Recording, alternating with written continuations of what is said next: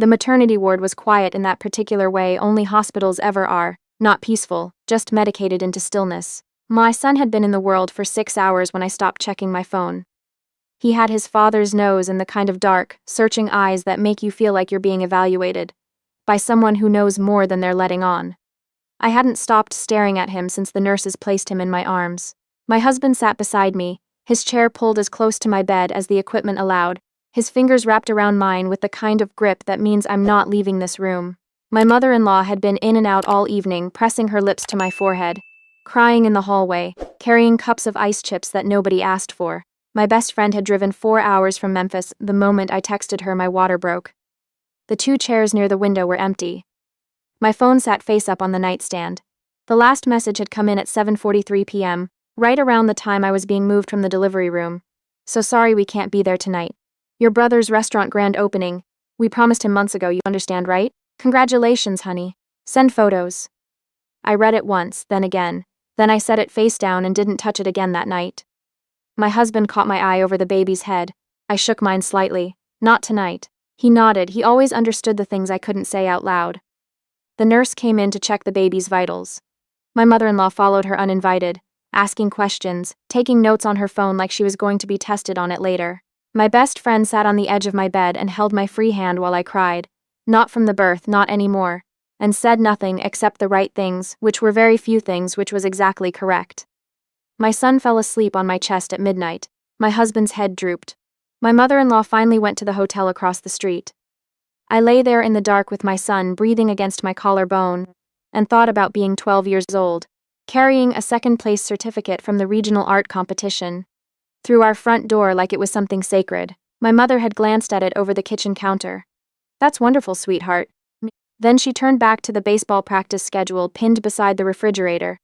My brother's schedule, which had its own dedicated section of the bulletin board. The certificate sat in a kitchen drawer for 2 weeks before I threw it away myself. I thought about being 17, driving home with a University of Michigan acceptance letter in my backpack. My father had said, "Michigan? Your brother is looking at Georgetown." Not a congratulations. A comparison dressed up as information. I thought about being 24, newly graduated, telling my family over a Sunday dinner that I was going to launch my own UX consulting firm, instead of taking the corporate job I'd been offered. My mother said, "That's a big risk." My father said nothing at all. My brother said, "Good luck with that," in the tone of someone who had already decided what would happen. When I held the office opening 2 years later, my brother had a networking event he couldn't reschedule. My parents had plans. My son made a small sound in his sleep. I pressed my lips to the top of his head and thought, "You are going to be told you're remarkable. Early, often, without conditions, by me every single day." I built my firm in the margins of everything else. Before the city woke up, after my husband fell asleep, on weekends when my brother was posting photos from family beach trips I hadn't been invited to attend, I named it Meridian Design Studio. My business partner and I started with 3 clients and a shared workspace the size of a generous closet. By year 2, we had a small team. By year 3, we had a reputation in the industry for digital product design that had taken every late night and every missed holiday to earn. By year 4, we had 19 people and a client list that included 2 Fortune 500 brands. The acquisition offer arrived on a Tuesday in March, 7 years after I first rented that closet-sized workspace with a folding table and a second-hand monitor. My attorney reviewed the terms for 2 weeks. The number didn't move, $9.2 million. I signed on a Friday afternoon. That evening, my business partner and I sat in the parking garage in her car and cried until we were laughing and laughing until we were crying again, and neither of us could clearly identify which was happening at any given moment. My husband took me to the restaurant where we had our first date and ordered champagne neither of us really drinks. The next morning I picked up the car I'd arranged 3 weeks earlier, a Mercedes G-Wagon in obsidian black, $148,000. Every available option selected because I could, and because I wanted to, and because I had built something from nothing in a city where nobody handed me anything, and I wanted something that said so without words. I sat in my own driveway and took one photo, the car catching the early sun, my hand resting on the door. I posted it with a 3-word caption, "Built this myself." No tags, no explanation, I didn't need either. For 4 days, nothing. On the 5th day, my mother called. I was reviewing transition documents when her name appeared on my screen. We'd spoken twice in the past 18 months. Once when my son turned 2. Once when she called to ask whether I'd be contributing to my brother's restaurant renovation fund. I had not contributed to my brother's restaurant renovation fund. I let it ring twice, then answered. "We need to have dinner," she said without greeting. "No, how are you? No, how is the baby?" Just the directive in the register she'd always used when she'd already decided how things were going to unfold. "This Sunday, your father wants the family together." I let a beat pass. "What's the occasion?" A careful pause. "We can discuss it when you're here." I already knew. I'd seen my brother's recent Instagram, the restaurant's soft opening photos with captions about expansion plans and new vision, the slightly frantic quality in the way he'd started tagging my parents in posts about family legacy and what we build together. The shape of this dinner was completely clear before I agreed to come. "Sunday at 2, I said and ended the call. The drive to my parents' house takes 50 minutes through suburban Nashville sprawl, subdivisions with names like Whispering Creek and Heritage Crossing, everything beige brick and aggressively tidy. I'd grown up there. I'd left the day after graduation and visited fewer than a dozen times in the decade since. I pulled into the circular driveway. The G-Wagon sat on their paver stone like a large, deliberate statement. My father was at the front door before I'd made it halfway up the path. He looked at the car first, then at me. "Nice car," he said. "Thank you," I said. The dining room was set for 4. My brother was already seated, his wife beside him. He glanced up when I walked in and nodded the way you nod at someone you pass in a grocery store aisle. His wife was working the edge of her cloth napkin. My mother came out of the kitchen carrying a dish, set it on the table, and offered me an expression that was trying sincerely to be warmth. "It's good to see you," she said. I sat down. The first 20 minutes were what I would describe as performed normalcy. My mother asked about my son's new daycare. My father made a comment about the traffic downtown. My brother mentioned a dinner he'd attended that he seemed to feel I'd find interesting. His wife smiled at calibrated intervals. I let it run. My father eventually reached for the manila folder he'd moved to the side when I came in, as though the gesture of moving it had been patience rather than staging. "Your brother's restaurant has encountered some difficulty," he said. "We've been supporting him where we can, but the situation has become. The second location created more debt than we anticipated." My brother studied the table. "The financing isn't where it needs to be," my mother added. I looked at my father. "How much?" He slid a paper across the table, a figure, a suggested loan structure, repayment terms I could be generous about and call optimistic. "We were hoping," my mother began, "that given your recent, that you might be in a position to." "You saw the car," I said. She stopped. "You saw the car on Instagram and you called, that's the sequence." "That isn't the only reason," my father said, which was, of course, his way of confirming that it was. I placed the paper back on the table, face down. "Where were you the night my son was born?" The room shifted. My brother's wife set down her fork. "We've spoken about that," my mother said carefully. "You sent a text. Congratulations, honey. Send photos." While you were at my brother's restaurant opening, I turned to my brother. He had the decency to look somewhere other than my face. "That's what I'll always remember about the night my son came into the world. 2 empty chairs by the window. A text message with a period at the end of it." "Stella," my father started. Something about hearing my name come out of his mouth in that moment, like a tool being reached for, made me very still inside. "I have been invisible to this family my entire life," I said. My voice was level. I'd had years to say this, and I wasn't going to waste it by raising it. "I won a regional art competition at 12 and you didn't notice the certificate. I got into Michigan and you brought up Georgetown. I launched a firm and nobody came. I sold that firm for $9.2 million, and the first call I received from any of you in 18 months was to ask for money. I watched the number register. You didn't know the amount, you guessed based on the car, and here we are." My brother's jaw tightened. "That's not how family works. When things get hard, you show up for each other." "When things get hard for you," I said. "Let's be precise, when you need something. When the people at this table have spent down their retirement accounts supporting your previous ventures, which I know about. Because information travels. Suddenly I'm included in the definition of family." I looked at all 4 of them. "I want someone to explain to me, using specific reasoning, why I owe this table anything." My father's hand pressed flat on the tablecloth. Something behind the authority of his face, the thing he'd been maintaining for 60-something years, cracked slightly. I could see it happening and felt nothing in particular about it. I reached into my bag and set a document on the table between us. My brother leaned forward before he could stop himself. "The Trent Design Fellowship," I said. "Named for Miss Trent, my high school guidance counselor. The woman who looked at my portfolio junior year and told me I had a genuine gift. And then said it again senior year, and the year I visited her after graduation, and every time I've spoken to her since. She is the only adult from my adolescence who saw what I was doing and chose to say so. I smoothed the edge of the paper. $1.2 million committed to a trust fund last Thursday. Board approved Friday. Exclusively supporting first-generation college students pursuing degrees in design and technology. The inaugural cohort of fellows will be named in the fall. My brother stared at the number. The funds are legally protected and irrevocable, I said. They cannot be redirected, borrowed against, or contested. I picked up my phone and turned the screen toward the table.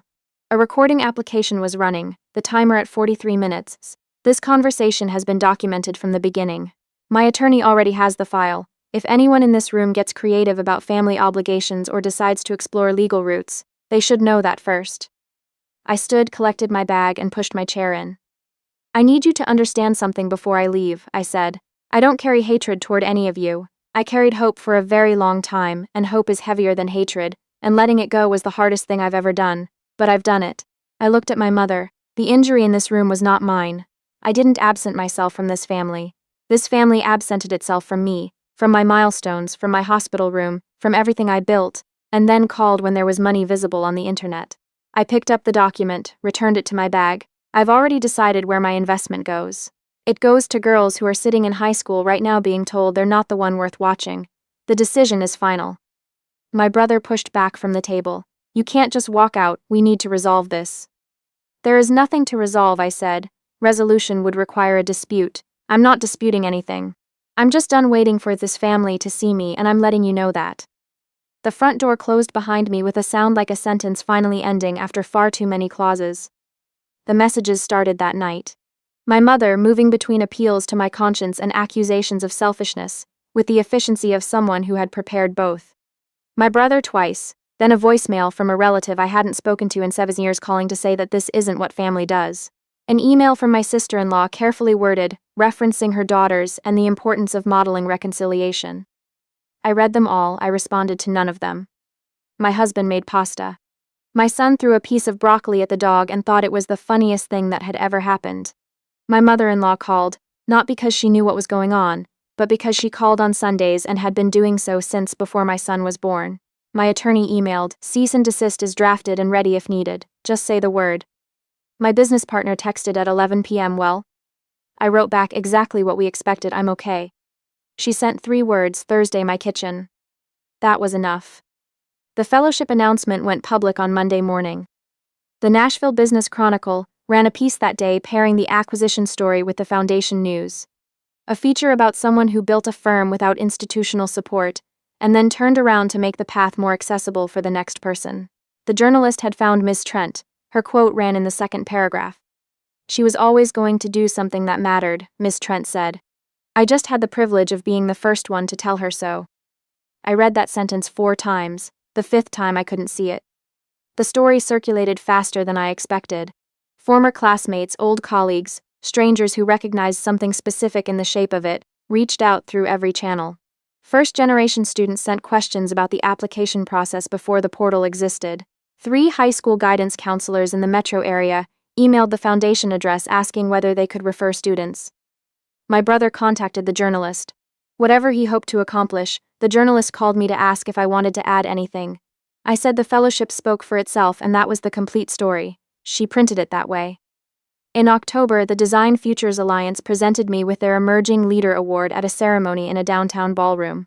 My husband wore a new tie and spent the cab ride complaining it was strangling him. My mother-in-law had bought a dress specifically for the occasion and looked luminous in it. My business partner sat 2 rows back with her husband and her mother, and when I stepped to the microphone, I found all of them without having to look.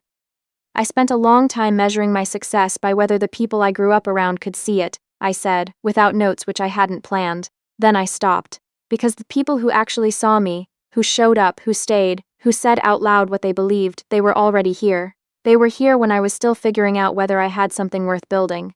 I paused. They didn't need proof. They just showed up. There were no empty seats that night that caused me any grief. Every face turned toward that stage had chosen to be there without leverage, without obligation, without an Instagram post as a trigger. It was one of the most uncomplicated feelings I have ever had, and I held it for as long as the applause ran. My parents reached out again in November. Not with a demand, something quieter. My father left a voicemail I listened to twice. "We've been doing a lot of thinking," he said, "about what we did and didn't do. We know we weren't, we know we should have been there. We'd like to talk, if you're open to it." I sat with it for 2 days. Then I texted my mother, one conversation, coffee, somewhere neutral, my schedule. We met on a Thursday morning. My father looked smaller than I remembered, not physically, but in some other dimension I didn't have a word for. My mother held her mug in both hands and didn't perform anything. The practiced warmth I'd grown up navigating was gone. What was underneath it was smaller and more honest, and somehow easier to be in the room with. "We didn't know how to face what we'd done," she said. "So we kept not facing it, and then the silence had gone on long enough that facing it felt impossible." "I know," I said, "because I did. I understood the mechanics of it completely." "What would you need from us?" my father asked. The question was plain, no strategy behind it that I could detect. I thought about it genuinely before I answered. Accountability. Not an explanation, the explanation is already obvious. I need you to understand what you missed and to say that clearly, not as a preamble to asking me for something, but because it's true and it deserves to be named. I set down my cup. I'm not looking for a relationship that picks up where we left off. I'm not sure what I'm looking for yet, but it has to start from what's real. My mother's eyes filled, she didn't try to manage it. "I'm not closing the door," I said, "but I'm not holding it open by sheer determination anymore. You come through it the right way, or you don't come through it." We finished our coffee. My father paid the check. We said goodbye in the cold November parking lot and I watched them walk to their car, a sensible sedan newer than I'd expected, and I didn't feel triumphant. I didn't feel sad. I felt accurate, in the specific way that happens when something has been correctly named after years of being called the wrong thing entirely. Thanksgiving that year was at our house. My husband's family drove up from Chattanooga. My mother-in-law arrived 2 days early and made herself useful without taking over, which is a skill that should be recognized more formally than it is. My business partner brought wine and her mother's cornbread recipe and her husband, who plays guitar imprecisely and with tremendous confidence. My best friend flew in from Memphis. Trent joined us on a tablet screen propped against the centerpiece, her retirement community visible in the background, her voice clear and warm from 700 miles away. My son sat in his booster seat, eating mashed potatoes with his hands, and periodically making a sound of pure satisfaction that collapsed the whole table into laughter. I raised my glass at some point, not because I'd planned a toast but because the moment asked for one. "To the people who show up," I said. Nobody needed me to explain it. That's how I knew they were the right people. I still drive the G-Wagon. On the mornings I take my son to daycare, and the Nashville light comes in sideways across the buildings. And everything looks briefly like a photograph worth keeping. I think about the 12-year-old who taped a certificate to the refrigerator and waited. I think about the woman who posted 3 words in a photo and let the rest sort itself out. The car was never really about the car. It was about the fact that I built something real, by myself, in the years when nobody was paying attention, and that when someone finally looked, the thing I had built was already done and already mine, and not one piece of it required their approval to be worth something. My son is 3 now. He tells me I am his best friend, which I know won't last but plan to enjoy completely while it does. I drive to work most mornings with the radio off, thinking about the first cohort of fellows, and whether any of them are sitting in a high school classroom right now with a portfolio nobody is looking at, waiting for someone to say, "I see this, I see you, keep going." I am going to be that person for them. That is the only inheritance worth passing on, not the money, not the car, not even the firm. The moment someone says "I see you" before you've proven anything to anyone. That is the whole point, that is all of it. That is what family means, and I know that now because I found it, and I am keeping it, and I am never letting it go.